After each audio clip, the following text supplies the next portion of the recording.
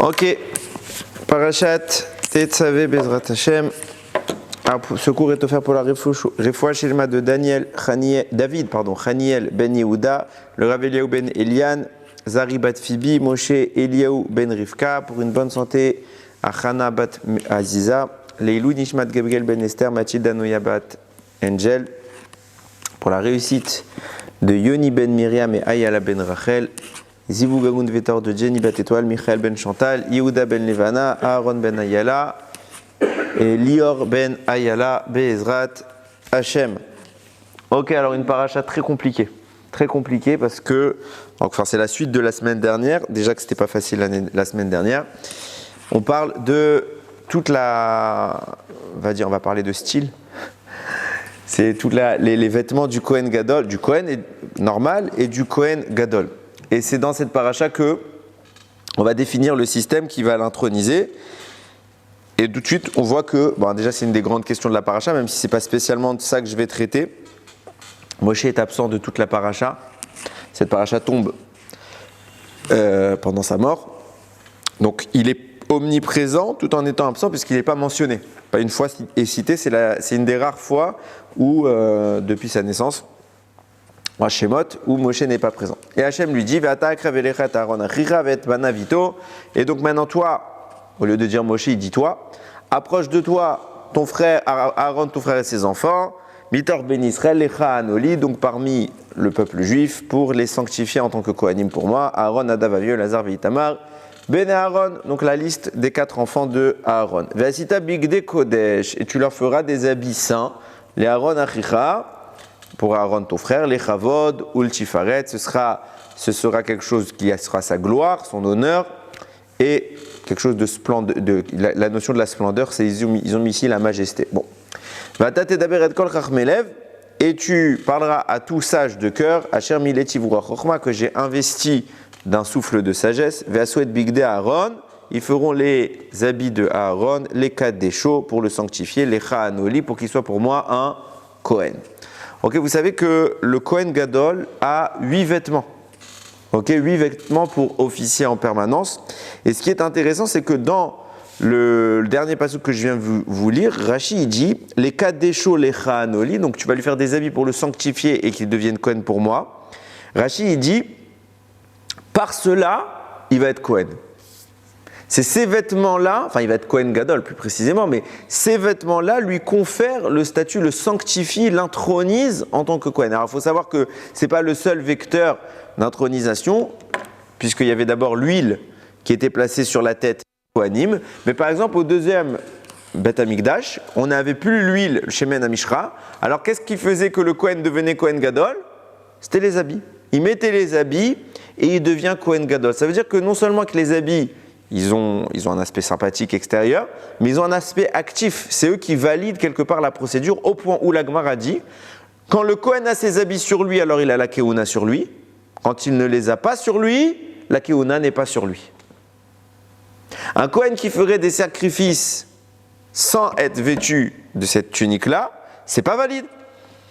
Ça veut dire que l'habit, entre guillemets ici, on ne va pas dire le moine, mais fait le Kohen. Ok ? Dans ce cas-là, on voit qu'il y a une fonction très active. Comprenez bien, hein, vous voyez un monsieur Cohen dans la rue, il n'a de Cohen que le nom. On va y venir, on va parler. Ça va être le sujet, vous inquiétez pas. Mais a priori, il n'a de Cohen que le nom. Ça veut dire quoi? Il a les avantages des Kohanim, mais il n'a pas la capacité du Cohen. Il n'a pas la capacité à agir sur le peuple. C'est un monsieur lambda. Il peut prendre la trouma, il peut prendre tout ce qui le concerne, mais il n'a pas la fonction dans le Beth Amikdash d'acteur. Okay? Il est passif. C'est seulement au moment où il va être habillé de ces 8 vêtements-là que ça a un impact. Donc on va un petit peu réfléchir qu'est-ce que sont ces 8 vêtements et qu'est-ce qu'ils impactent, pourquoi il faut 8 vêtements et en quoi l'habit active une fonction. C'est un peu le sujet qu'on va essayer de réfléchir. Vous allez voir, ça a un lien très important avec Purim. Et je vous ai dit que le sujet, il n'est pas du tout évident, il est assez compliqué. On va revenir au tout début de l'histoire, le moment où cet habit a pris une valeur. On parle de quoi? Évidemment, on parle d'Adam et Chava, les 2 premiers êtres humains, entre guillemets, qui ont habité dans ce monde. Là-bas, la Torah nous dit qu'après la faute, Vayas Hashem Elokim le Adam ul Ishto Kotnot Or Vayal Bishem. Hashem, il a fait à Adam et sa femme des tuniques de peau et il les en a vêtues. Pourquoi ? Parce que avant ils étaient nus, ils ne se rendaient pas compte de la nudité puisqu'il n'y avait pas de mauvaises intentions dans leur esprit. Et c'est au moment où ils ont consommé le fruit que la faute les a pervertis. Et à ce moment-là, alors il a fallu qu'ils cachent leur nudité. Hachem leur fait une tunique dont le Midrash nous dit, c'était les habits qu'il a donnés à Adam Arishon, c'était les habits de Kohen Gadol. Il leur a fait un habit de Kohen Gadol. Kotnot Or. Ce qui est intéressant, j'étais en train de réfléchir parce que je l'avais déjà lu ce Midrash, et j'étais en train de me dire, mais en fait c'est intéressant. Quand est-ce qu'Hachem lui fait. Qu'est-ce que c'est qu'un Kohen Gadol ? C'est quand même la plus haute fonction, avec le roi, on va dire, c'est les deux plus hautes fonctions qu'on puisse avoir dans le peuple juif. Il n'y a pas plus haut. Ok ? Donc ça veut dire que quelqu'un qui est nommé Kohen Gadol, c'est quand il arrive au sommet de l'échiquier. Pourtant, Adam, quand est-ce qu'il est nommé Kohen Gadol ? Quand est-ce qu'on lui fait un habit de Kohen Gadol ? Au moment où il est en train de tomber, juste après la faute. Ça veut dire que le Adam qu'on a en face de nous après qu'il ait mangé le fruit n'a rien à voir avec le Adam qu'on avait au début, celui qu'Akadosh Baruch Hu a créé, qui était complètement tahor, pur, etc. Là, au moment où il est au sommet, on ne lui donne pas d'habit. Et c'est au moment où il chute, où il est perverti par la faute, que là on lui donne les habits, mais pas n'importe quel habit, juste une petite tunique. Non, Kohen Gadol. Ouais, dans l'ordre. Dans l'ordre, je peux pas, chacun comme vous voulez. Elle également est habillée avec. Alors, elle n'avait pas les habits de Kohen Gadol, puisque la femme n'est pas Kohen, ok, dans ce cas-là. Mais il y a une notion dont on a parlé déjà, qu'il y avait la tunique qui était d'ordre spirituel, dont on avait parlé une fois, et qu'on a dit qu'elle aussi, elle en avait une. Ça, c'est un Zohar clair. Mais là, on parle de la fonction de Kohen Gadol. Il lui a donné cette fonction, et comme on vient d'expliquer, cette fonction, elle vient avec des habits. Ouais. Il y a plusieurs versions en fait quand on parle de ces habits, parce qu'on dit les habits de peau, la peau du serpent. Tout est bon. Or, c'est écrit là, je parle d'une kotnot. Or, attention, quand je dis les habits de Kohen Gadol, je n'ai pas dit que c'est les mêmes habits qu'Aaron. Je n'ai pas dit ça. J'ai dit que c'est des habits qui lui confèrent le statut de Kohen Gadol. Ok ? Ce que je vais vouloir, alors ça ne va pas être écrit clairement, mais c'est ce qui ressort a priori assez clairement, c'est qu'ils ont la même fonction, ils ont la même capacité d'action. C'est comme si je te prends deux voitures, pas la même marque. Ok ? Un Mavdil, pour avoir l'idée. Donc je disais, comment ça se fait qu'Adam Arishon, lorsqu'il est au plus bas, c'est à ce moment-là qu'il devient Kohen Gadol. Et pour comprendre un petit peu la nature de ces habits, on va justement se référer à Moshe Rabbeinu. Il y a un commentaire très intéressant du Shla HaKadosh sur cette histoire de Moshe Rabbeinu. Moshe Rabbeinu, on le voit, pendant l'inauguration du Mishkan, pendant les 7 jours où c'est lui qui va officier, il est Kohen Gadol. C'est-à-dire que Moshe n'a pas besoin d'être intronisé. Il est naturellement Kohen Gadol. Et plus que ça, il a une tunique qui est différente de celle d'Aaron. Il n'a pas 8 vêtements Moshe Rabbeinu, il a une tunique blanche comparable à celle du Kohen Gadol le jour de Yom Kippour. Nous dit le Shla HaKadosh. C'est quoi la différence entre les habits de Aaron à Kohen qu'on va faire ici et la tenue que Moshe doit porter quand il est en tant que Kohen? Il explique comme ça. Il y a la nature profonde qui va distinguer les deux habits, c'est celle de la faute. Quand Adam Arishon faute, on en a parlé plusieurs fois, il y a un gamme, il y a quelque chose d'étranger, il y a un défaut qui le pénètre. Et cette source, elle n'est pas naturelle, elle n'est pas intérieure, elle est extérieure. C'est ce qu'on appelle, de façon imagée, le venin du serpent. Le venin du serpent vient contaminer Adam Arishon. Et il vient, par Adam Arishon, j'entends toute l'humanité. Okay ? Par la suite, évidemment, Aaron, lui aussi, il est contaminé. Et c'est ce qui fait que quelque part, il va y avoir un changement chez Adam Arishon. Et ce changement va se profiler après pour toute la planète. À savoir que Adam Arishon, à la base, comme on l'a dit plusieurs fois, c'est pas écrit Kotnot Or. À la base, ça aurait dû être écrit Kotnot Or, des tuniques de lumière. Et c'est devenu maintenant des tuniques de peau. Or avec un Aleph, Or avec un Aïn. Okay? La lumière qu'Adam Arishon avait nativement, c'est-à-dire qu'il y avait une aura spirituelle qui se dégageait de lui, a été ensevelie par la Avera. Ok ? Ça, tout être humain là, si ce n'est un, qui a réussi complètement à faire cette réparation, c'est qui ? Celui dont la naissance est caractérisée par la lumière. C'est écrit que Moshe Rabbeinu, quand sa mère a accouché, la salle était emplie de lumière. Et par la suite, bon ça c'était pour témoigner du projet, mais par la suite, Moshe Rabbeinu, lorsqu'il monte au Har Sinaï, lui, il redescend et il a le visage illuminé, là où le reste des Bnei Israël a un visage normal. Pourquoi? Parce que eux vont faire la faute, donc ils vont rétablir le statut d'Adam Arishon qui a perverti son essence, et lui va le maintenir. Donc ça veut dire, nous dit le Shla Kadosh, au moment où Moshe arrive dans ce monde, redescend avec les louchot, etc., il n'est plus dans la même catégorie de personnes. Lui, il n'a pas cet aspect, le venin, le défaut extérieur qui vient l'impacter. Là où Aaron, là encore, même si Aaron c'est un immense sadique, il a encore ce défaut-là. C'est pour cela que Moshe porte des habits blancs, parce qu'ils viennent caractériser la lumière qui émane de lui. De là, on commence à se dégager une notion assez limpide. Moshe n'a pas besoin des habits du Kohen Gadol, là où Aaron en a besoin. Et c'est pour ça que le Zohar va nous rajouter quelque chose d'important. On a dit tout à l'heure qu'il y a 8 habits chez le Kohen Gadol. Alors, il faudra regarder qu'est-ce que veut dire exactement le Zohar quand il dit ça, mais même le Or HaChaim le rapporte de cette manière. Il dit comme ça. Sur les 8, il faut faire 2 groupes d'habits. 4 habits blancs et 4 habits en or. Ça ne veut pas dire qu'ils étaient complètement blancs et ça ne veut pas dire qu'ils étaient complètement en or. Ok, mais il y a de l'or, il y a du blanc. Ok? Donc qu'est-ce qui se passe? Pourquoi il y a 4 habits blancs, 4 habits en or? Nous dit le Zohar. Les 4 habits blancs viennent représenter la miséricorde. Comment la miséricorde s'exprime dans le monde? Par le nom Yud Ke Vav Ke. C'est pourquoi il y a 4 habits pour les 4 lettres. A l'inverse, les 4 habits en or viennent incarner la rigueur.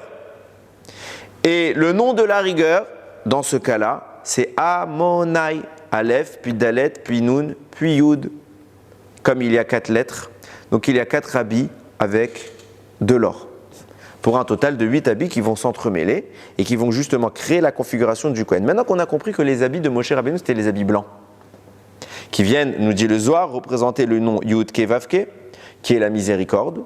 C'est quoi ces habits blancs? C'est l'état d'Adam Arishon quand il avait de la lumière. C'est quoi les habits en or? C'est l'état post-faute, qui vient justement imposer la rigueur dans le monde. Et à ce moment-là, il va y avoir une opération très intéressante qui se met en place. C'est quoi?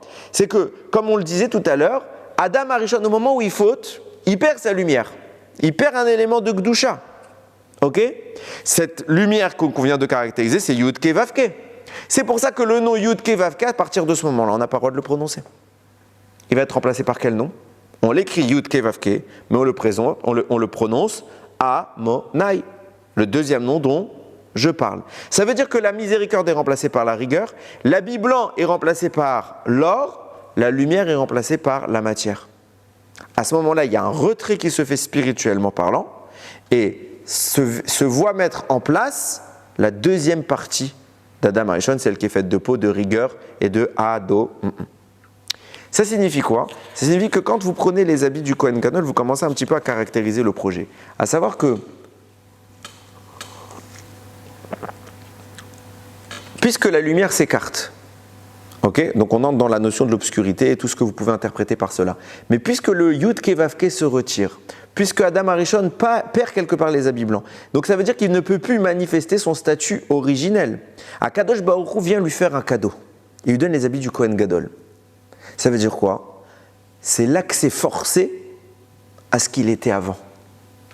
Ça veut dire que, reprenez le schéma.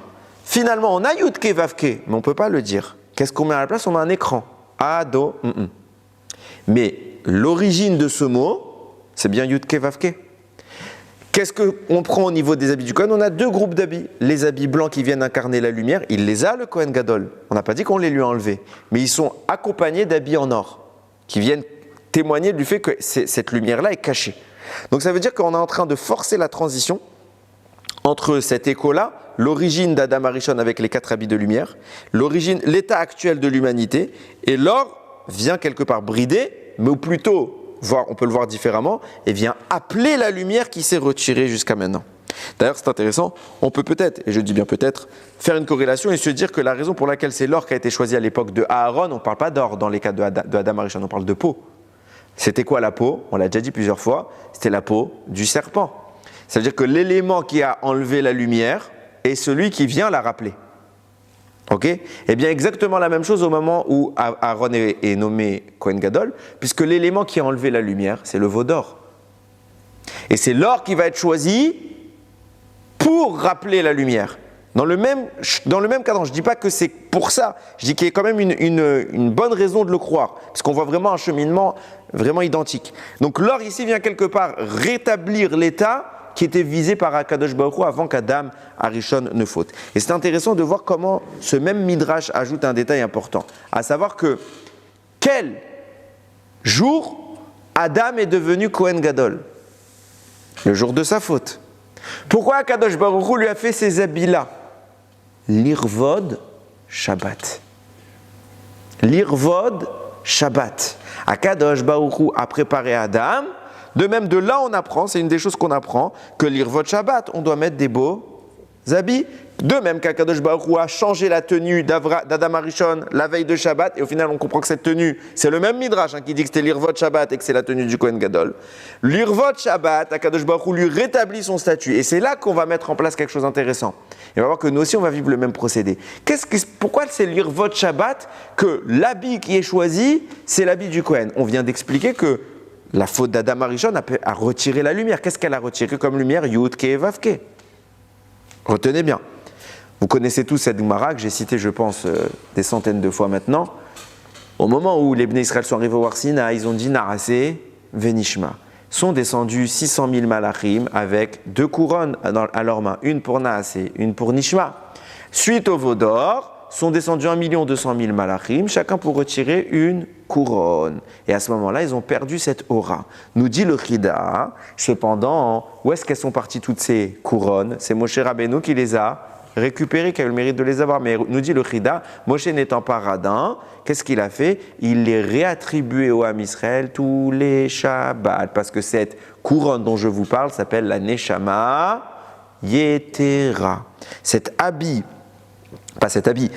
élan, cette source d'âme supplémentaire qui vient habiter le Ham Israël, tous les Shabbats, elle revient, alors qu'on l'a perdue par la faute. Qu'est-ce qui se passe? C'est que le Shabbat, elle revient. C'est ça la parure qu'Adam Arishon avait perdue au moment où il a fauté lui-même. D'ailleurs, nous dit le Zohar qu'au moment du Har Sinaï, au moment où Akadosh Baruch Hu a fait le don de la Torah, il a révélé le secret de son nom. Yud Ke Vav Ke. Et au moment où ils ont fauté, alors il l'a récupéré. On comprend bien le mécanisme. Le secret de son nom, ce Yud Ke Vav Ke, c'est la source qui vient animer la Neshama dont je vous parle. Cette Neshama descend, habite le Ham Israël, et c'est cette même Neshama qu'Adam Arishon a perdu au moment de sa faute, qui a fait qu'il a perdu cette lumière. Quand cette lumière revient, quand cette Neshama revient tous les Shabbats, alors la lumière peut être à nouveau envisagée. C'est pour ça qu'Akadosh Baruch Hu, le vendredi où Adam Arishon faute, l'Irvot Shabbat, il lui réaccorde, comme Moshe Rabbeinu, il lui réaccorde cette Neshama Yetera par l'entremise de son nom Yud Ke Vav Ke. C'est pour comme on voit ça, c'est que c'est les habits du Kohen Gadol. Les habits du Kohen Gadol cherchent à puiser et à manifester la lumière. Et là, c'est là que, d'ailleurs, première chose, c'est écrit comme ça dans le Agra des Pirka, que justement, Shabbat, on s'investit de la lumière, de la côte-note or, de la tunique de lumière, de la côte-note or, de la tunique de lumière d'Adam Arishon. Et le Harizal, c'est rapporté dans le Be'eretef, là que le Harizal, il avait comme minhag, écoutez bien, de porter 4 habits blancs pendant Shabbat. 4! Il fallait que 4 habits soient blancs.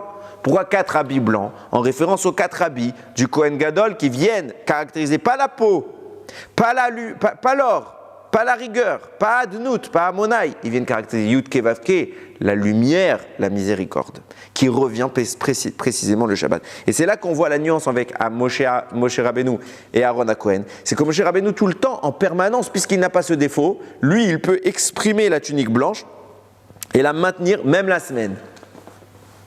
Même la semaine. C'est pour ça qu'il va le faire 7 jours et qu'il va le faire naturellement, sans avoir besoin d'être intronisé. Et c'est maintenant que je vais introduire des notions importantes. Et que ça va devenir un peu plus compliqué. Là, c'était la petite intro. Maintenant, ça va devenir un peu plus compliqué. Mais je suis venu préparer, j'ai fait un schéma cette fois. Écoutez bien. On en a parlé, il y a des mondes au-dessus de nous et que notre monde, c'est le reflet des mondes d'en haut. Vous connaissez tout cela. On a expliqué plusieurs fois que ces mondes sont structurés et que la base de cette structure, c'est le nom d'Akadosh Baruch Hu. Donc je le montre ici, vous connaissez tous, Yud, Ke, Vav, Ke. Ok? Jusque-là, vous suivez sans problème. Il va bien falloir distinguer dans ce nom-là deux parties. La première partie, Yud, Ke, et la deuxième partie, Vav, Ke.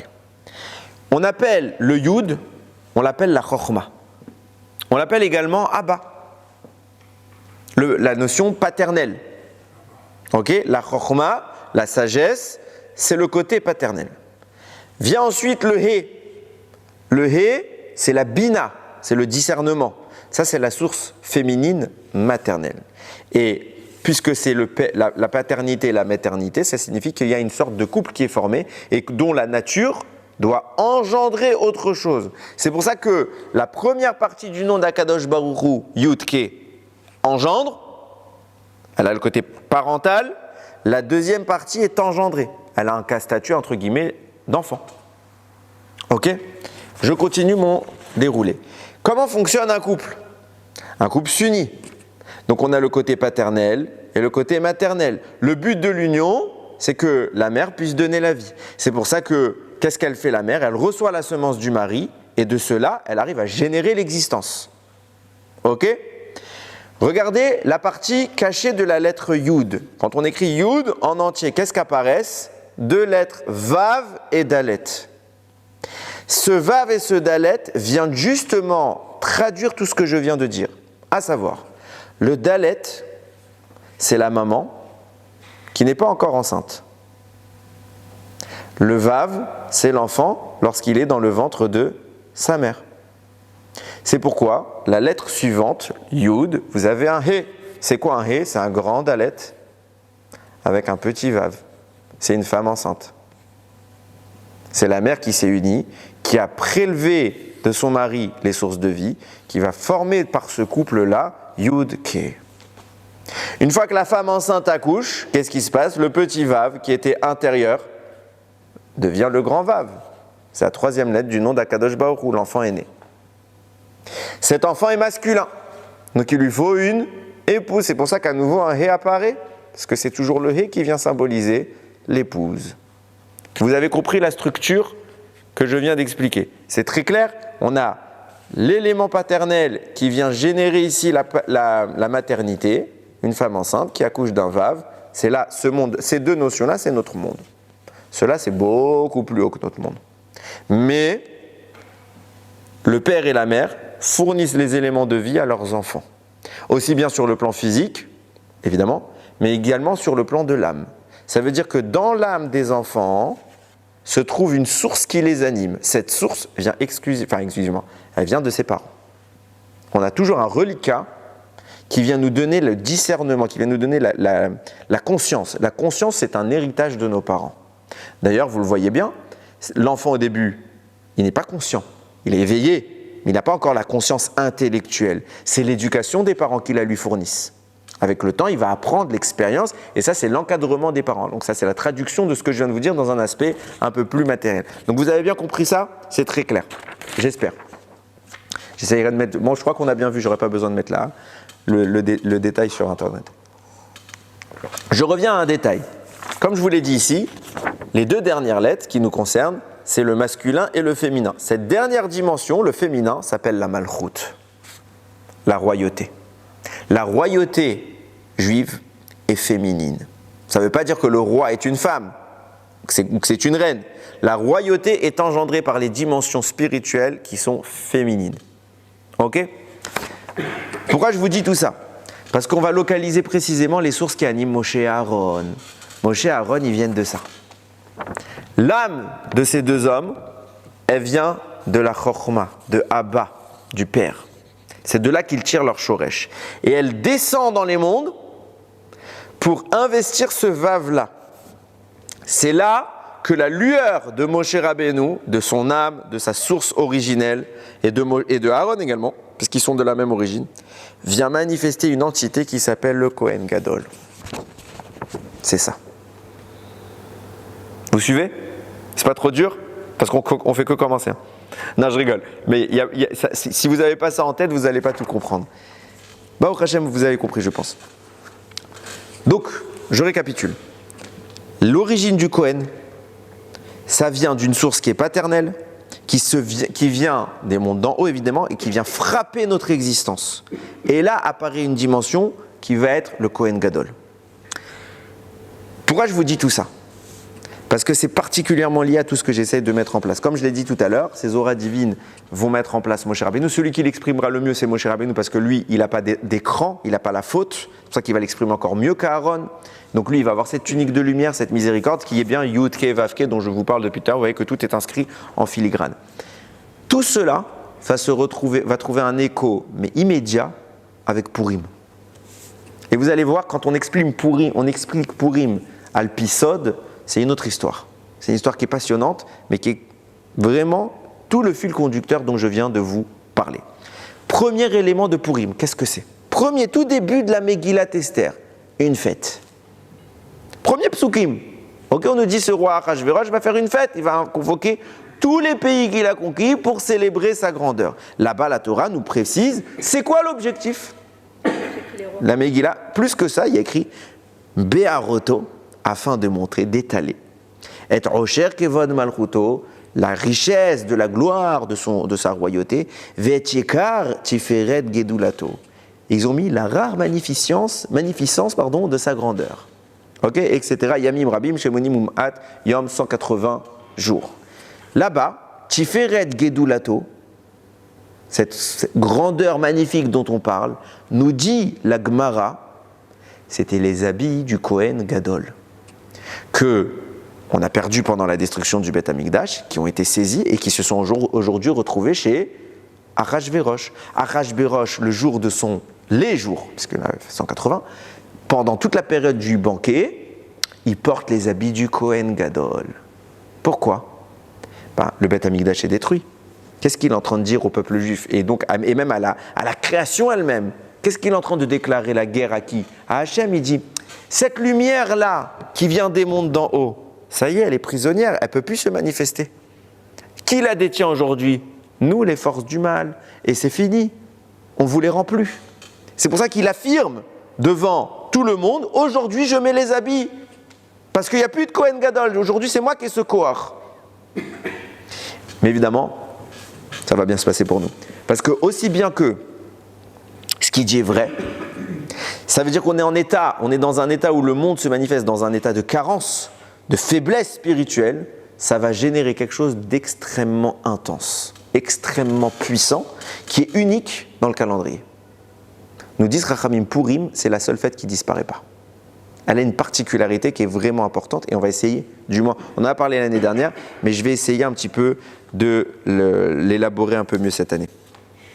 La Torah n'a pas d'illusion. Purim n'est pas... C'est ça toute la spécificité, vous allez voir. Hanouka aussi disparaît pas.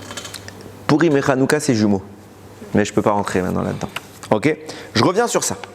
Mon schéma d'origine. Tout est basé sur... Tout le shiur, il est là-dedans. Vav et c'est un couple. Masculin, féminin. Ok ? Ce couple-là est apparu dans une configuration très particulière dont on a déjà parlé et que je rappelle maintenant. À savoir, vous le savez, tout ce qui existe en haut se manifeste également en bas. Donc ce qu'il y a de bien, mi bessari achazé elokim, grâce à notre chair, on va pouvoir contempler le divin. Ça veut dire l'appréhender, pas le contempler. Mais ce qui se passe, c'est que le premier couple va justement se profiler sur le schéma. Et ce qui se passe sur Adam et Chava, c'est exactement ce qui se passe avec le Vav et le He ici. À savoir que quand la Torah va parler d'Adam et Chava pour leur naissance, il écrit Vaïvra Elokim et Adam Betsalmo, Dieu a créé l'homme à son image. Quand on parle de Adam, ici on parle de qui ? On parle du couple. Pas de l'homme masculin. On parle de l'homme avec un grand H. Pourquoi ? Parce que tout de suite c'est écrit Betselem Elokim Baraoto. À l'image de Dieu, il les a créés. Zachar Unkeva. Baraotam, il les a créés mâles et femelles. Donc on voit qu'ils sont apparus simultanément. C'est comme ça que la Torah, le premier passouk qui parle d'Adam et Chava, Zachar Unkeva Baraotam. Donc déjà, il y a la notion de la simultanéité. Alors que nous, on sait que d'abord Adam est apparu et puis après Chava. Et pourtant, et c'est comme ça que la Torah le décrit au chapitre suivant, quand il y a écrit Vayomer Elokim Lota Veyota Adam Levado. C'est pas bon que l'homme soit seul, ça veut dire qu'il était seul. Donc là, on parle du masculin. Et c'est Loézer Kenegdo, je vais lui faire une aide en face de lui. Va y appeler Elohim Tardema à la Adam, va Ishan. Donc Hachem a fait plonger Adam dans un profond sommeil. Va Ikar Mitzalota, va Isgor Basar Tartena. Donc il a prélevé une côte. Va Yiven Hachem Elohim et Atsela, Asher la Karmin Adam Leisha. Et là, il a fait de cela la femme. Donc la femme est apparue après l'homme ou en même temps que l'homme? Réponse de Rashi, les deux. Les deux sont vrais. À savoir qu'initialement, Adam, c'est Adam plus Rava collé. Et ils étaient dos à dos. Une espèce qui avait un seul dos, comme des siamois, mais intégralement sur le dos. Qu'est-ce qui se passe? Akadosh Baruch Hu endort Adam et il sépare Rava. Pourquoi ça se passe comme ça? Donc après, il endort Adam, il sépare Rava, il les constitue intégralement. Puis après, d'une relation dorsale, il les passe dans une relation frontale. Face à face. Ok? Et c'est comme ça, c'est la seule condition pour pouvoir avoir une union. Sinon, ce n'est pas possible. Pourquoi Adam et Chava naissent dos à dos? Eh bien, parce que, reprenons notre schéma, on a ici les parents. Eh bien, eux, entre guillemets, à Mavdil, ce n'est pas une critique, c'est justement qu'Hachem me pardonne d'employer ces images-là. Mais ici, c'est des enfants. Des enfants chétifs et encore faibles. Donc, qu'est-ce qu'ils font? Puisqu'ils sont encore faibles, ils n'ont pas la carrure des parents, ils n'ont pas la même gdoucha que les parents. Eh bien, quand ils apparaissent, ils sont en position de défense. Ils se mettent l'un dos à dos de l'autre pour se protéger de l'agression extérieure. Et ce qui est vrai dans le côté humain, c'est vrai dans le côté spirituel, à savoir que le dos a toujours été la zone la plus faible. Le meilleur moyen d'attaquer quelqu'un, c'est de l'attaquer par derrière. Okay? Les forces du mal savent que la partie arrière des mondes, c'est leur point faible. Et c'est par là qu'elles attaquent. C'est là qu'elles se disposent et elles attendent la moindre faiblesse pour attaquer. C'est pour ça que même dans le ciel, le masculin, le vav, et le féminin, le hé, sont dos à dos. Jusqu'à ce qu'il faille les remettre face à face. Quand est-ce que cela se fait? Quand les enfants, entre guillemets, encore une fois, arrivent à maturité et qu'ils sont en capacité de rejoindre la stature des parents, donc de la phase adulte. Alors ils arrivent à l'adulte. Là, ils peuvent se séparer pour justement former un couple en face à face. Et c'est là qu'intervient une notion très importante qu'on appelle la Nessira. Le Harizal en parle en long, en large. Qu'est-ce que c'est que la Nessira? C'est précisément ce que je viens de décrire chez Adam et Chava. Dos à dos, on sépare. Pour le faire, comment Adam, puis il a séparé Chava. Ok? Qu'est-ce qui se passe à ce moment-là? Un grand risque. Il y a un grand risque. Pourquoi? Comment se passe cet état de léthargie d'Adam? Je vous ai expliqué encore une fois, je reprends mon schéma, que les parents fournissent une source de conscience à l'enfant. Ok? Quand on dort, on est inconscient. Ces sources de vie, ces sources d'âme, au moment où Akadosh Baruch Hu va opérer la Nessira, vont sortir du côté masculin. Et ils s'effondrent. Puisqu'il s'effondre, il est en état de danger. Pourquoi? Parce que si quelqu'un l'attaque, il ne peut pas se défendre. Il ne peut pas se défendre. Et là, c'est précisément là que tous les problèmes interviennent. Chaque fois qu'il y a, il faut le savoir, quand on parle d'une Nessira, il y en a des tonnes. Il y en a régulièrement. Il y en a une, par exemple, à toutes les tfilotes. C'est pas grave, ça dure 2 secondes. C'est pas dangereux. Mais quand il y a une Nessira qui intervient plus haut et plus longue, alors puisqu'il y a le temps, les forces du mal ont le temps d'attaquer. Et généralement, toutes les catastrophes gravissimes de l'histoire, exemple la Shoah, sont le fruit d'une Nessira. Pourquoi? Parce qu'on n'est pas conscient. On perd conscience. Et on n'arrive pas à se défendre. Ça veut dire quoi? C'est pas nous. Ça veut dire que dans le monde, dans les mondes d'en haut, les énergies qui animent et qui maintiennent quelque part une sorte d'équilibre, de conscience, de défense, elles se retirent. Et elles sont subitement posées au-dessus de la tête. Et nous, on est là, avec toute la capacité, sans être en mesure de la saisir. Vous suivez? Très bien. Le Harizal dit, Aman est au courant de cela. Aman, c'est un sorcier, sa femme, c'est une sorcière. Et ils ont des notions. Et ils ont été capables de percevoir que ce Vav dont je vous parle, ce monde spirituel masculin, était en train de vivre une Nessira. C'est pour ça que le Midrash nous dit, c'est écrit dans la Megillah, quand Aman vient voir Achashverosh, qu'est-ce qu'il dit? Yomer Aman la melech Achashverosh, Aman dit au roi Achashverosh, Yeshno Am Echad. Mefuzar ou Meforad ben Amim. Il y a un peuple qui est un, mais qui est éparpillé dans tous les peuples. Yeshno peut se lire Yoshen. Il dort, nous dit le Midrash. Aman a décelé le moment où les sources d'en haut sont complètement endormies. Il a dit, s'il y a un moment pour frapper, c'est maintenant. Et d'où la mise en péril de tout le peuple juif. Et c'est terrifiant, parce que ce qu'il dit est vrai. Ce qu'il dit à Aman, c'est vrai à un détail. C'est qu'Aman ne sait pas tout. Il vient du mal. Donc le mal a des notions, mais il a des notions qui ne sont qu'approximatives. Il n'a pas l'intégralité des informations. Et là, il va se passer quelque chose d'extraordinaire. Cette Nessira dont je vous parle, elle a pour but de quoi? De faire émerger l'aspect féminin de façon autonome. C'est-à-dire que jusqu'à maintenant, elles étaient formées par une seule entité, le Vav et le He, et maintenant, on va les dissocier. Donc le féminin s'émancipe. Vous suivez? Quand le féminin s'émancipe, ça veut dire qu'on est en train de lui donner le corps de l'autonomie. C'est comme ça que le féminin est apparu. C'est exactement ce qui s'est passé avec Chava. Elle est appelée Adam. Adam, c'est le masculin. Pourquoi Chava n'est pas... Pourquoi l'entité n'est pas appelée Adam ve Chava? Parce qu'elle est complètement collée au masculin. Et donc, quelque part, elle est dépendante de lui. Le but, c'est pas ça. Donc, Akadosh Baruch Hu, qu'est-ce qu'il fait? Il donne à Koach à Chava de se détacher totalement pour être face à face l'équivalent d'Adam. Il faut bien préciser que même si dans l'histoire, il y a une différence qui s'est faite au niveau des mœurs, des us et coutumes entre l'homme et la femme, à la base, il n'y en avait pas. Il n'y en avait pas. Une fois que Chava vient, elle est censée être face à face avec Adam, sans rapport de hiérarchie. La faute va changer ces choses-là. Okay, mais il n'y a pas de hiérarchie innée. Comment fonctionnent ces choses? Je vous ai expliqué tout à l'heure.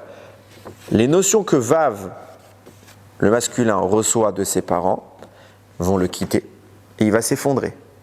Vous avez remarqué que, au moment où le serpent va attaquer, à qui il parle? Chava. Et il est où son mari? On va dire, d'accord, c'est peut-être grand, mais c'est un couple. Et on voit que Adam et Chava n'avaient pas de problème de subsistance, donc il était parti faire quoi? Il est où? Vous savez ce qu'il fait, Adam? Il dort. Pourquoi? Parce qu'Hachem est en train de s'occuper de Chava. C'est une Nessira. Le masculin est endormi. Qu'est-ce que fait le serpent? Avant que Chava ne devienne vite trop forte, tout de suite il attaque. Tout de suite il attaque. C'est précisément ce qui est en train de se passer. Comment Chava est constitué? Les énergies qui étaient chez le masculin sortent, se déplacent et viennent intégrer le féminin pour que ce soit les mêmes entités, comme je l'ai dit tout à l'heure. Donc on est en train de nourrir le féminin. Ça veut dire que les sources qui animent le monde, elles passent dans une dimension qui subitement est féminine. Et Chava naît. Et là on a un couple. Et là on a une possibilité de produire la vie, de générer le monde. Ok? Ça veut dire quoi? Ça veut dire que la conscience d'Adam Arishon, dans le cas de Adam, mais pareil dans les mondes d'en haut, n'a pas disparu. C'est juste lui qui ne peut pas s'en servir. Qui est aux commandes? Le féminin. Elle a toutes les armes. Et elle peut également s'en servir. Ce que nous dit le Harizal, c'est que les lumières qui ont quitté le monde masculin, que Aman Aracha a décelé, ce qu'il n'a pas décelé, c'est qu'elles ont rejoint le monde féminin. Comment on l'a appelé tout à l'heure ce monde féminin? La Malchut. C'est pour ça que tout de suite après qu'Achashverosh se soit pavané avec les habits du Kohen Gadol, qui est nommé reine, 2e chapitre, Esther, tout de suite la royauté intervient. Et c'est intéressant, même si le Harizal ne le dit pas, lui, c'est moi qui dis ça, c'est intéressant. Elle est reine chez qui? Chez celui qui prétend être le Kohen Gadol. Parce que quoi? Je vous ai expliqué quoi tout à l'heure? La lumière qui habitait le masculin, c'est quoi? C'est celle qui vient d'ici. C'est celle de Moshe, qui faisait le Kohen Gadol dans le monde. Donc l'énergie du Kohen Gadol est retirée, lui il dort, et il est mis chez qui? Chez la royauté féminine. Donc ça veut dire quoi? Je vous le traduis de façon très schématique. Le pouvoir du Kohen Gadol est entre les mains du féminin. Qu'est-ce qui se passe? Quelque part, vient Esther, elle est nommée reine, la Malchoute, le féminin, et quel est son rôle? Aller récupérer le titre de Kohen Gadol que Achashverosh prétend avoir obtenu. Et ça marche. Qu'est-ce qui se passe à ce moment-là? La lumière jaillit chez Esther, donc chez le monde de la Malchoute. Seulement, et ça c'est une stature, de façon générale, on ne va pas prendre moi comme exemple parce que je ne suis pas très grand, mais de façon générale, l'homme est plus haut, plus grand en taille que la femme. Okay. Ce que je vous dis, c'est pas précis, mais c'est pour rester dans une image concrète et pas, je veux pas rentrer dans des notions trop complexes. Ce qui signifie quoi? C'est-à-dire que l'aura qui vient habiter un corps entier masculin n'entre pas parfaitement dans l'entité féminine. Qu'est-ce qui se passe? Ça dépasse un peu. Ce qui dépasse, cette source qu'on a appelée l'énergie qui vient de Moshe Rabbeinu, qui vient générer le Kohen Gadol, elle vient dans le monde féminin et il y a quelque chose qui est dévoilé. Quand elle était chez le masculin, ça représentait toute sa taille, donc elle était complètement voilée. Elle pénètre l'intégralité de sa stature. Lorsqu'elle est dans le monde féminin, il y a un petit peu qui dépasse. Ce qui dépasse s'appelle Mordechai. Qu'est-ce que c'est? L'aura du Kohen Gadol qui s'exprime plus dans le monde masculin, mais qui s'exprime dans le monde féminin, s'appelle Mordechai HaYehudi. Et là, tout s'explique. Vient Aman, il dit Yeshno, il dort, on peut attaquer. Et on n'a plus, il dit au roi Achashverosh est complètement sérieux dans cela, il est confiant dans cela. Il dit il n'y a pas de danger, puisque tout ce qui anime le peuple juif, l'énergie du Kohen Gadol, on a détruit le Beth Amikdash, il n'y a plus de danger. Sauf qu'il ne sait pas que cette source-là s'est réfugiée dans la féminité. Et la féminité se trouve précisément où? À côté de toi. C'est Esther Amalka. C'est pour ça que va naître ce duo de Mordechai et Esther, à savoir que la royauté d'Esther va s'approprier les sources du Kohen Gadol pour générer Mordechai. Et là, ça explique énormément de choses. Écoutez bien.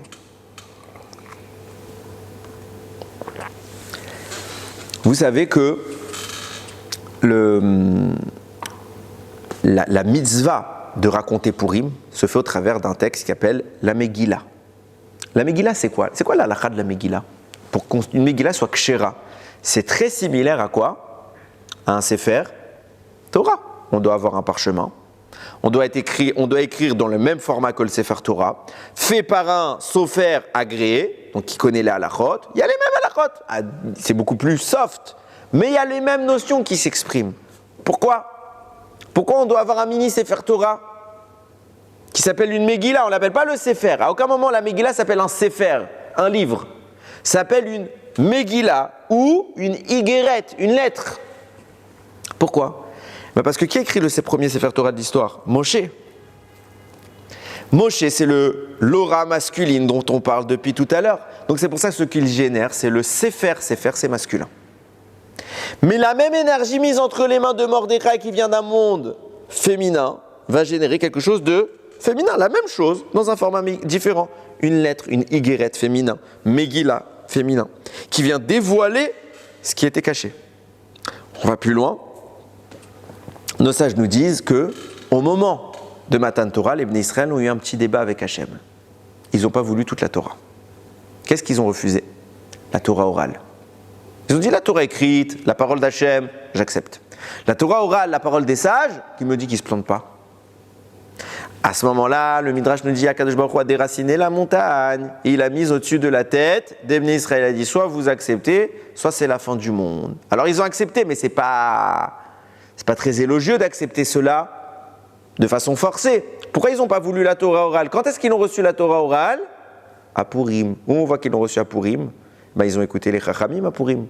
Qu'est-ce qui s'est passé à Purim? Vient Mordechai, il leur dit vous jeûnez pendant Pessah. Le jour de Pessah, il y a une mitzvah de la Torah de manger la matzah. Mitzvah de la Torah. Vient Mordechai, il annule. Pourquoi? Takanat Chachamim. Les Bnei Israël acceptent. C'est écrit Kimu vekiblu. ils ont Kiblou, c'est quoi? Ils ont accompli et ils ont reçu. Qu'est-ce qu'ils ont reçu? Ce qu'ils n'ont pas reçu au Har Sinaï, ils l'ont reçu à l'époque de Mordechai à Yehudi, à savoir la Torah orale. Ils l'ont reçu au Har Sinaï, mais à contre-cœur. Là, ils l'ont validé volontairement. Expliquez-moi pourquoi, à Purim, ils acceptent la Torah orale avec amour, sincèrement, et à Matan Torah, avec tous les miracles qu'ils ont vus, ils ont refusé. Vous allez me dire, ah mais en plus Matan Torah, on les a forcés. Mais là aussi c'était forcé, on aurait pu dire. On aurait pu dire qu'ils n'avaient pas le choix, parce que sinon Aman les tuait tous. Qu'est-ce qui se passe? Non, là c'était de plein cœur. Quelle est la différence entre les deux événements? En plus, c'est quoi le plus grand événement? C'est Purim ou Matan Torah? C'est Matan Torah. Alors pourquoi tu n'acceptes pas Matan Torah? Il y a Kadosh Baruch Hu qui vient lui-même. Réponse. Qu'est-ce que c'est que la Torah orale? Qu'est-ce que c'est que la Torah écrite? La Torah écrite, c'est dévoilé, c'est masculin. La Torah orale est secrète, elle est discrète. Elle s'enseigne de maître à élève, elle est cachée, elle est tsniout. C'est l'aspect féminin. Quand Akadosh Baruch Hu donne la Torah par l'entremise de Moshe Rabbeinu, qui est l'aspect masculin, alors l'aspect masculin nous parle, on est dans cette dimension, le monde fonctionne comme cela. Aucun problème, on accepte. Mais le côté féminin, on a du mal à l'entendre. Pourquoi? Parce qu'on n'est pas dans la bonne configuration. Par contre, quand Akadosh Baruch Hu donne la Torah orale par l'entremise de Mordechai à Yehudi qui vient éclairer le monde dans une dimension féminine, alors la Torah orale, elle s'exprime pleinement. Et là, les Bnei Israël l'acceptent. C'est un deuxième Matan Torah. Et c'est la même raison pour laquelle il est écrit Moshe Rabbeinu était destiné à être le Goël, Mordechai à Yehudi était destiné à être la Géoula. C'est quoi la différence? Pourquoi un c'est le Goël, un c'est la Géoula? Comme ça il écrit Rav David Daniel à Cohen. Il dit pourquoi Goël, Géoula? Goël masculin, Géoula féminin. C'est la même chose, c'est la même entité qui s'exprime depuis le début. D'ailleurs, c'est écrit, j'ai oublié de le préciser tout à l'heure, la Gemara rapporte qu'au moment où ça s'est passé comme cela en bas. Mordechai, il a parlé à Eliyahu-Hanavi. Eliyahu-Hanavi, il allait chercher auprès des Havot, puis après il est cherché auprès de Moshe. Pour que Moshe conclue, je vous le fais en bref, Moshe a dit à Eliyahu-Hanavi, trouve-moi un Talmid Chacham sur terre, et moi de là où je prierai, lui en bas il priera. Pourquoi ça part de Moshe? Pour que ça descende jusqu'à, on a trouvé qui? On a trouvé Mordechai. Et que ça descende jusqu'à Mordechai. Parce que c'est la même chose. Simplement que Mordechai va exprimer les dimensions de Moshe dans ce monde-là féminin. Ce qui nous explique quelque chose d'important. Depuis tout à l'heure, je vous ai dit quoi? C'est les mêmes sources que celles du Kohen Gadol, et elles se font au travers d'habits. D'ailleurs, vous remarquerez que Mordechai, quand il sort de chez le roi Achashverosh, il sort avec des verres où Mordechai, Yatzam, Ilifne Ameler, Bilvush Malchut, Ateret Zahav, etc. Il sort avec toutes les Bilvush Malchut, avec des habits de roi. Pourquoi? Parce que c'est exactement ce que je vous dis. Au moment où les lumières, les fautes ont repoussé la lumière, le Kohen Gadol est celui qui doit la ramener. Pareillement, cette source-là a été détruite avec la destruction du Beth Amikdash. Vient Mordechai, il arrive à la ramener dans une autre dimension. Aman se dit, Yeshno, il dort. On peut attaquer. Sauf qu'il ne savait pas que cette fois, et c'était nouveau pour lui, la Géoula ne viendrait pas de l'aspect masculin, elle viendra de l'aspect féminin, qui va utiliser les mêmes forces pour combattre. C'est extraordinaire. C'est quelque chose qu'on a du mal à concevoir. C'est ça toute la particularité de Purim. Et regardez la nuance. C'est que Purim, le texte qu'on lit, c'est la Megillah, dont l'objectif c'est d'être mégoulé, c'est de dévoiler. C'est pour ça qu'on doit dérouler la Megillah. Pourquoi on vient symboliser ici le dévoilement, ce qui dépasse depuis tout à l'heure que je vous ai dit que la femme, l'entité féminine n'arrive pas à recevoir dans son corps. C'est justement cette Megillah-là, c'est l'aspect qu'on appelle Mordechai. C'est pour ça qu'on déroule la Megillah, parce que ça caractérise, dans une notion kabbalistique que je ne vais pas rentrer maintenant, caractérise exactement la source dont je vous parle. Maintenant, on a un problème. Comme je vous l'ai dit tout à l'heure, le Kohen Gadol, quand il met ses vêtements, il vit une transformation. Ça veut dire que ses vêtements avaient pour but de récupérer la lumière qui avait été perdue à Adam. C'est quoi cette lumière? C'était sa Neshama. Et quand Adam remet cet habit-là, à savoir Shabbat, il reçoit cette Neshama Yetera qui était partie. Regardez ce qui se passe. Il y a un commentateur qui s'appelle le Shalom Yerushalayim, pose une question simple. Il dit, d'après ce qu'on vient de dire, après tout ce que je viens d'expliquer maintenant, on a un problème. C'est un grand Mekoubal. Il dit, Puisque toute la raison pour laquelle ça passe par le féminin, c'est qu'il y a cette Nessira. On est d'accord? La Nessira, c'était le retrait des sources masculines pour qu'elle rentre dans les sources féminines. Ok. Puisque cette Nessira, c'est ce qui génère, ce qui dépasse, dont je vous parle depuis tout à l'heure, c'est Mordechai. Ça veut dire que Mordechai ne devrait apparaître qu'au moment où il y a la Nessira, et pas avant. Ça veut dire en français, c'est quand les problèmes commencent, parce qu'Aman attaque au moment de la Nessira, là, Mordechai devrait naître. Ouais, pourquoi? Parce que tant qu'il n'y a pas la Nessira, Mordechai, il n'apparaît pas. Il était du côté masculin, c'était la notion du Kohen Gadol, tout ce qu'on a expliqué. C'est quand c'est retiré de chez le masculin pour rentrer chez le féminin, donc c'est la Nessira, à ce moment-là, Mordechai apparaît. Comment ça se fait qu'il est déjà vieux alors, Mordechai? Il ne devrait pas naître. Il existe depuis bien avant tout ça, bien avant qu'il y ait des problèmes avec les Bnei Israël. Il était déjà là. Et il existe déjà. Comment ça se fait si tu me dis que Mordechai, c'est cette source-là? C'est à ce moment-là qu'il a accompli son rôle, quoi. Alors, 2 minutes. J'entends ce que tu dis, tu y es presque, mais tu n'y es pas encore. Mais on reprend dans la logique depuis le début pour bien comprendre la question. Certes, il va accomplir son rôle, mais ce rôle n'existe que quand la femme, le côté féminin le reçoit. Donc il n'existe pas avant. Du tout. C'est-à-dire qu'il n'existe même pas dans le monde. Donc comment tu veux que Mordechai ait un rôle à accomplir si ce rôle n'existe pas encore? Parce que ça veut dire que la nature de Mordechai n'est pas encore arrivée dans ce monde. C'est pas un rôle en devenir dont on parle. Pour que moi, je puisse apparaître sur Terre, il faut que mon rôle soit déjà sur Terre. Ça veut dire qu'il y ait quelque chose que je puisse faire. Tant que ce n'est pas encore le Zman que ce que je dois faire soit mis en cours, en activation, je n'apparais pas. Là, ça n'existe même pas encore, Mordechai. Ça n'existe pas. Il est bloqué dans un autre monde. Il ne peut pas apparaître. Pourquoi il apparaît? Réponse, écoutez bien ce qu'il dit. Il dit bien sûr que Mordechai existe. Mais au moment où la source que j'ai appelée Mordechai dans les mondes d'en haut apparaît, le Mordechai sur terre obtient une Neshama Yetera. Il est nourri par quelque chose de plus grand. Pourquoi? Parce qu'il faut bien concevoir, cet homme-là, Mordechai, pourquoi il est le Mordechai qui va sauver tout le monde? Parce que c'est le seul qui mérite de recevoir cette lumière-là. À cette période. C'est pour ça que Moshe Rabbeinu, il a dit quoi? Il y a un avis, va sur terre et cherche quelqu'un. Il n'a pas dit va chercher Mordechai à Yehudi. Cherche quelqu'un pour recevoir cette Neshama qui s'appelle Mordechai. Alors peut-être qu'il s'appelait aussi Mordechai. Mais cette source spirituelle, il faut quelqu'un pour la recevoir. Parce que de même qu'il fallait un Kohen pour recevoir cette source du côté masculin, de même il faut quelqu'un qui va être l'antenne capable de recevoir. Ça veut dire que nativement, l'homme qu'on appelle Mordechai n'a pas ce cohort de sauver le peuple juif. Mais vient à Moshe Rabbeinu dire à Elianavi, il faut que tu cherches quelqu'un qui est en mesure de le faire. Qui est cette personne qui est en mesure de le faire? Le seul qui toute sa vie, sur terre, à cette époque-là, va se sanctifier au plus haut degré. Et c'était Mordechai. Il est l'homme qui, dans sa génération, va faire les efforts, va faire la progression, va faire la sanctification, le raffinement de sa personne à un niveau tel où il mérite d'avoir un supplément d'âme. Et ce supplément d'âme, c'est celui que Moshe Rabbeinu parle à Eliyahu pour lui dire « Moi, je vais l'envoyer d'en haut, puisque ça vient de Moshe, et il faut quelqu'un en bas pour le recevoir. » Oui, tu as une question? Même Esther, en vrai, c'est seulement quand Mordechai lui demande de faire quelque chose que là, elle commence vraiment à avoir un rôle, elle aussi, en fait. Oui, parce que justement, jusqu'à maintenant, même qu'est-ce qui se passe? On voit que Esther est cachée. Pourquoi? Quand elle est chez le roi Achashverosh, elle ne dit pas son origine. Elle ne dit pas ce qu'elle est, parce qu'elle est en devenir. Elle n'est pas encore pleinement active dans ce rôle-là. Mais la Nessira est en cours, donc elle apparaît en tant que reine. Tout de suite. Et après son rôle, là maintenant que la Nessira a lieu, donc il y a un rôle possible, le féminin est présent, il faut que tout de suite, puisque le féminin est en cours d'activation, on active la reine. T'as compris?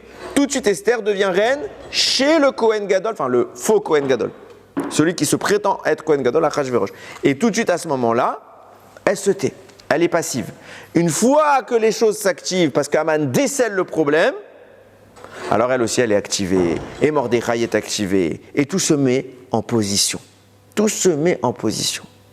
C'est pour ça que Mordechai c'est la Géoula, et Moshe c'est le Goël, Goël masculin, Géoula féminin. C'est la même énergie impactée dans une aura différente. Tout se profile sous un même une même structure. Alors vous pouvez déborder sur ça, sur plein d'aspects moraux. On peut parler de la tignoute pour les femmes, on peut parler de l'habit, puisque c'est la notion dont je parle, mais c'est pas sur ça que je veux parler. La conclusion que je veux apporter à cette idée, pour moi, elle est hyper importante. Et j'en parle souvent, je sais que je me répète, mais c'est pas grave. J'aime bien me répéter. Qu'est-ce qui fait que Mordechai devient Mordechai? C'est le seul qui en permanence change. Il vit une évolution constante, permanente, sans arrêt. Au point qu'il se hisse, il monte, et il devient le seul capable de faire et quoi, Moshe Rabbeinu? Comment on change? C'est quoi ce dont je parle quand je parle de changement? Vous avez remarqué, et ça c'est tout le monde, moi en tête de liste, quand on apprend quelque chose qu'on ne savait pas dans la Torah, c'est pas toujours dérangeant. Pourquoi? Parce que ça ne nécessite pas toujours un grand changement. Par exemple, on mange kasher, on apprend un petit détail de cachoute qu'on ne connaissait pas, on le pratique assez facilement. Juste qu'on ne savait pas, c'était le manque d'information. Par contre, quand on prend une halakha qui nécessite un grand changement, quelque chose de dur, c'est quoi la réaction immédiate de chacun? C'est de chercher tous les arguments pour ne pas le faire. Tous les arguments pour ne pas le faire. Et ça, c'est pour tout le monde. Du plus petit au plus grand. Pourtant, vous remarquerez que, et volontairement sans doute, Hachem n'a pas fait en sorte qu'on le sache tout de suite, cette information. Il va faire en sorte qu'on la sache plus tard. Pourquoi? Parce qu'on n'est pas encore en mesure de la faire. Il faut d'abord monter. Quand on sera en mesure de la faire, Hachem nous la propose. Pourquoi il nous la propose maintenant, à un moment donné de notre vie? Parce qu'il attend de nous un changement. Et à ce moment-là, l'épreuve commence. Et à ce moment-là, on n'y arrive pas. Dès qu'il s'agit de changer, il n'y a plus personne sur le terrain. Prenez une halakha. Exemple tout simple.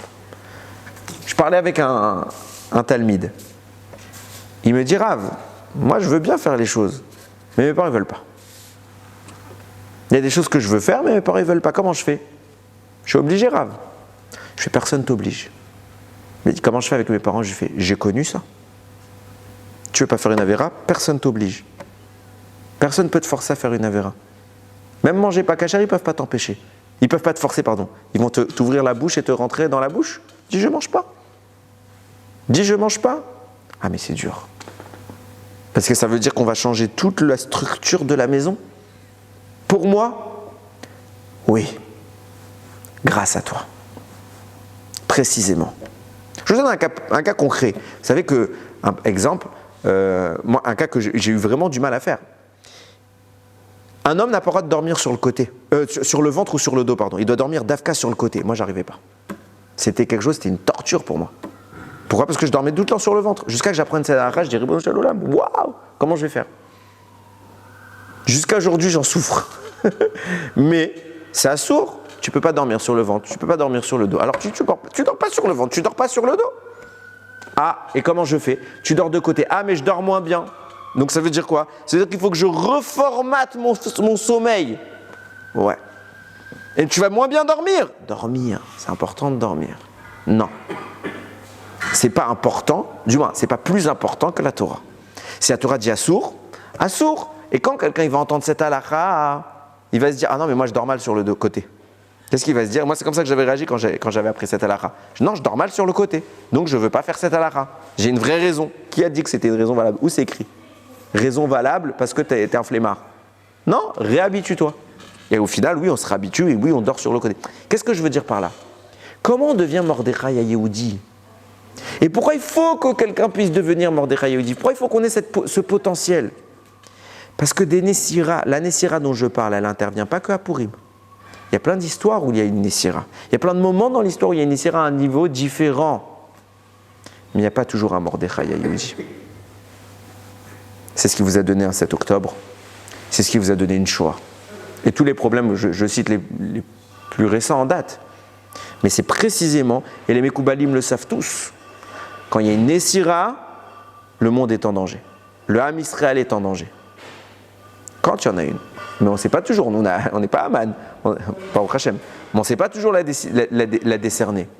Mais quand elle est là, est-ce que nous on sera le Mordechai? Est-ce qu'il y aura un Mordechai à Yehudi? Parce que qu'est-ce qui s'est passé à l'époque de Purim? Ça a bien fini. Ça s'est très bien fini.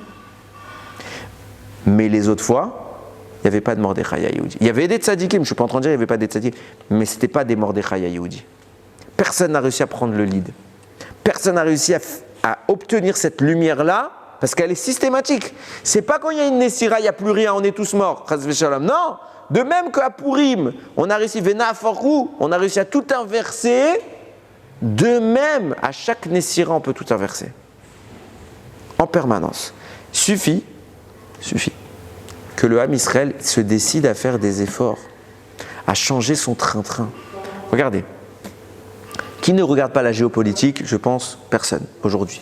Tout ce qui est en train de se passer dans le monde. On se dit l'Iran, on se dit. Et en fait, on passe tout notre temps à nous focaliser sur comment vont se passer les choses au lieu de devenir l'acteur de ces choses-là. Changeons. Sinon, on s'active. Alors, on peut devenir ce Kohen Gadol, même dans une autre dimension, même si c'est féminin, ou même on peut devenir ce tzaddik qui va changer le monde. Pourquoi pas? Il faut vouloir changer. La question, c'est qui veut changer? Réponse, malheureusement, pas assez de monde. Pas assez de monde parce que personne ne se fait vraiment l'écho de ce que je suis en train d'expliquer. Quand arrive Purim, qu'est-ce qu'on doit faire? On doit arriver à un tel changement qu'on ne sait même plus d'où on vient. On ne sait plus si c'est d'Aman qu'a venu la Géoula, si c'est de Mordechai, on boit, on a la tête qui tourne. On ne sait plus, on doit dire Baruch Mordechai ou Baruch Haman. On ne sait plus. Pourquoi? Parce qu'il faut arriver à une manifestation où tout est changé. Tout a été modifié. Et l'individu qui est en face de nous, que nous on représente, n'a plus rien à voir avec le premier. Et même j'ai envie de dire, le premier par rapport au deuxième, il doit être le Haman. Ça veut dire que par rapport à l'état, on doit être, le précédent état était l'état où on était des Rechaïm. Par rapport, je n'ai pas dit qu'on est des Rechaïm, mais l'état de tzaddik qu'on doit atteindre, à côté de ce qu'on doit être, avant on était des Rechaïm. Il faut en permanence qu'on puisse aller le soir dormir en se disant, le type qui s'est réveillé ce matin n'a plus rien de comparable avec moi. Je ne sais pas si on se réalise le programme matinal qu'on doit avoir au réveil. Les gens pensent qu'ils ont une journée qui déroule toute seule. Donc je dois aller à la tfila, manger, faire mon travail. Après je rentre, je m'occupe des enfants. Non, on croit que c'est en train de... Non. Ça c'est le moyen. Mais ce dont on doit viser à ce moment-là, c'est terrifiant. Des fois, on se dirait peut-être vaut mieux que je reste au lit. Ce serait plus simple. Mais on a un travail. Pourquoi il faut se lever tôt? On n'a pas le temps. Alors on arrive à la géopolitique dont je vous parlais. Ça peut être un Purim. Ça peut être une Géoula. Ça peut être autre chose, Chas v'Shalom. À nous de définir la jauge. Comment va se passer? Parce qu'on comprend bien que Bezrat Hashem, on espère tous de tout notre cœur que ce soit la dernière étape. Ça se profile bien pour que ça le soit. Peut-être pas. Peut-être qu'on se trompe, il y en a d'autres. Mais cette étape, comment elle va se passer? En essira catastrophique ou en déroulement de Purim? Est-ce qu'on va se poser une fois la question de je m'y mets ou pas? Et c'est pas évident. Alors, je termine avec ça. Mordechai a su le faire, Esther a su le faire, et non seulement qu'ils ont su le faire, mais ils ont su convaincre tout le peuple. Alors c'est notre rôle à nous d'essayer de convaincre les autres. Arrive un temps où dans la vie, on doit retrousser les manches, et se mettre au travail. Ce travail s'appelle la Torah. La Torah. On doit encadrer notre vie de Torah. On doit travailler, évidemment, on doit avoir une parnassa, mais à quel moment je fixe du temps pour la Torah? À quel moment? Regardez bien, à la base, les psukim disent bien qu'on aurait dû être Mamlechet Kohanim. Ça, c'était avant le Vaudor. Tout le monde aurait dû être ce Kohen qui vient exprimer la lumière. Avant le Vaudor, Hachem dit Ve'atem tiuli Mamlechet Kohanim, soyez tous des Kohanim. Au final, on a eu un Kohen. Un Kohen Gadol. Une tribu, une partie d'une tribu. Et tout le reste sont restés à l'étranger. On peut. Bémet, on peut. C'est faisable de changer, c'est faisable de s'améliorer, à nous de prendre les choses en main. On arrive à Purim, venez, on inverse la tendance. Vena aforhu, ce Haman, qu'il devienne un Mordechai. Le Haman qui est en nous, le serpent qui est en nous, la faute, le venin dont je parle, on est en mesure de le chasser pour remplacer à cet endroit-là, en lieu et place de ces choses impures, de faire entrer de la Gdusha. Il retourne que nous aussi, on ait le mérite de voir cette lumière jaillir de notre corps, bénéficier de toute cette Neshama qui nous a quitté, ce supplément d'âme, et que Bimera B'Yamenu, cette Torah qu'on a reçue au premier jet au Har Sinaï, cette Torah qu'on a reçue au deuxième jet à Purim, on la concrétise, on la vive, et on puisse la célébrer après avec Akadosh Baruch Hu qui reviendra, Bimera B'Yamenu dans son Beth Amikdash, Baruch Adonai Leolam, Amen Ve'Amen.